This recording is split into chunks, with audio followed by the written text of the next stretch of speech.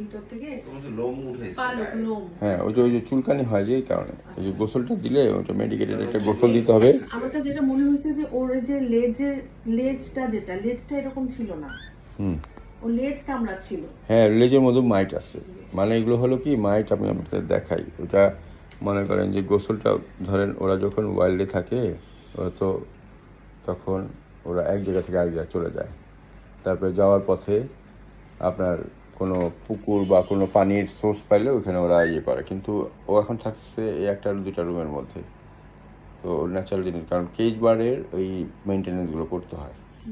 হ্যাঁ, ওরা ওয়াইল্ডে থাকলে তখন কিন্তু আবার ওদের খাবারও দেখা যায় সিলেক্টিভলি অল্প অল্প করে দিতে হয়। অনেকে দেখা যায় যে ফর্মুলাগুলো যারা বিক্রি করে তারা বলে ক্রপটা খালি হওয়ার সাথে সাথে আবার দেবে, কারণ তাড়াতাড়ি বিক্রি হলে ওই খাবার আবার বিক্রি হবে। কিন্তু অনেক সময় দেখা যায় যে ওর পার কেজি বডি ওয়েট যে হওয়ার কথা সে থেকে বেশি হয়ে যায়। কারণ ধরেন আপনার ওর যদি ওজনটা আপনি চিন্তা করেন কত হতে পারে, 50 গ্রাম বা 60 গ্রাম। অনেক সময় দেখা যায় আপনার মানে যখন আপনার সিরিঞ্জ দিয়ে খাওয়ানো